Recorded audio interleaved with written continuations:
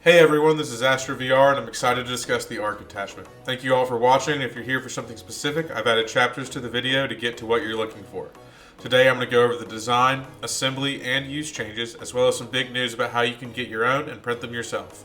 The previous video generated great many suggestions.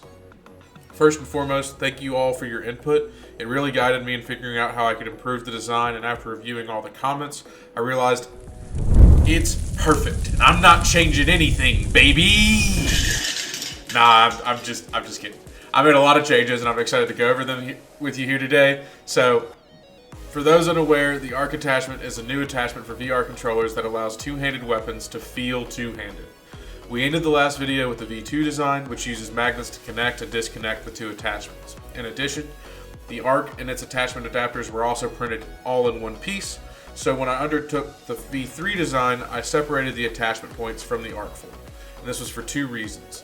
Number one, it limited the number of support structures I needed to remove from the final prints. And number two, this saved me a fair bit of filament, print time, and cleanup time while prototyping, since I could reuse the ARC forms between the attachment prototypes.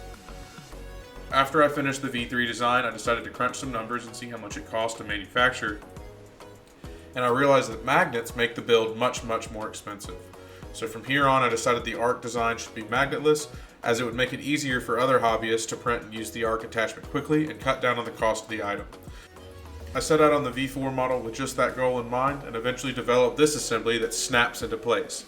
After a bit of testing, I decided, however, that this design was too wobbly and the continued wear and tear on the connection points would cause the device to fit more and more poorly over time, which brought me back to the drawing board.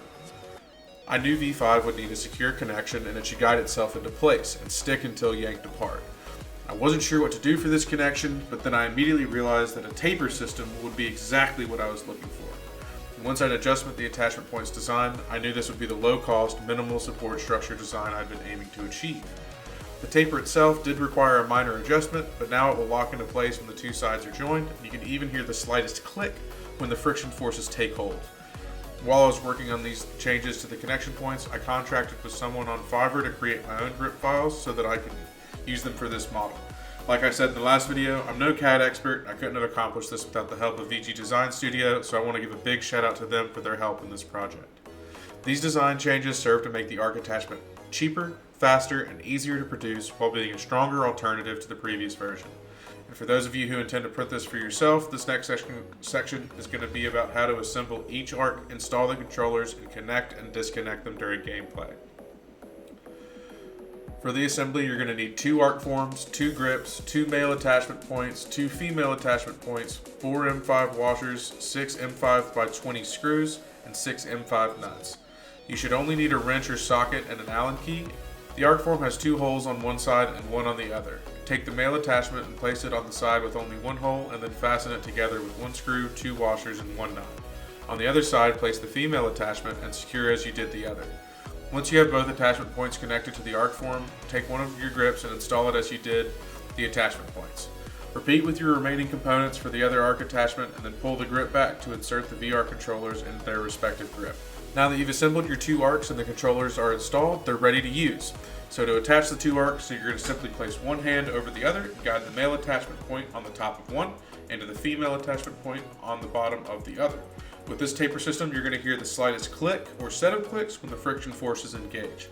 To disconnect the ARCs, a slight tug should separate the two and you can quickly return to having both hands free.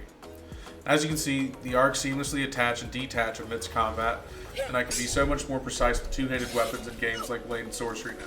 This is mostly because where your brain thinks the weapon should go is actually where it goes. You don't have to expend extra effort to keep your hands where you think they should go, they're just there. And this has been a big game changer for me, and I hope it will be for all of you.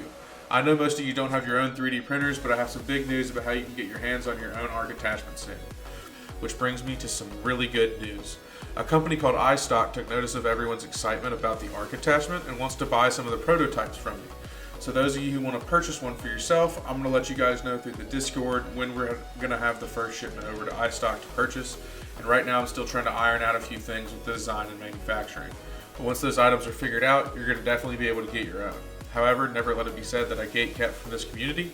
The files will be listed on Thingiverse and MakerWorld like last time. I've included the V3, V4, and V5 attachments so you can see the differences. If you have any more feedback or ideas on how to improve the design, please join our Discord and share your thoughts in the community, and the link to join is on the channel page. And before we leave, I want to take a minute and say thank you. The reception of these videos has been incredible, which has made this hobby all the more fun for me. I hope you guys will stick around to see more fun inventions, stream challenges, first impressions, and more. And if you thought this video was interesting, or you like the arc attachment, or you just feel like it, please like and share this video and subscribe to the channel. And don't forget to leave a comment if you think the design could be improved.